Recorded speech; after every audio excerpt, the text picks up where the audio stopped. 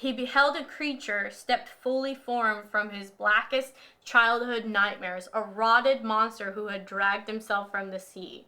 He wasn't much more than skeleton lashed by ropes of waterlogged muscle, its flesh falling off its bone in gray-laced edge rags. It lumbered forward, mumbling dully to itself. It's so gross. So, we start off with a news report, I guess you could say, or a news article about this woman at the diner, and she's working, and this guy comes in, and he eats a plethora of food, and is just very clearly starving, and then her truck is missing when she gets off work, so she thinks that he stole the truck. She also says something along the lines of she felt like she heard something moving around inside of him. It is gross. Yeah, I could hear something coming from inside of him. I'm saying under his skin. I'm like, no way. So that's where we start. Is the truck is stolen. She felt like she heard something inside of him. I think one of the coolest things about this book was like you got the perspective of the people that were gross.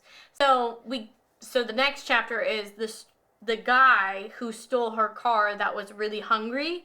We get his point of view. Typhoid Tom, as they were calling him. Which is, like, it's so good, but it's so, like, it makes you feel gross. He then stole a boat, and he talks about how he's so hungry. He's so hungry.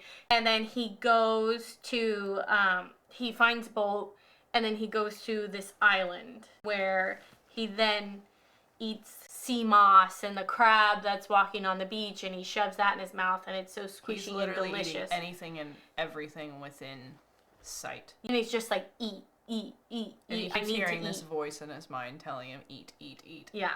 I don't know what was worse, what happened in the book or Shelly. I think Shelly was the worst part about it.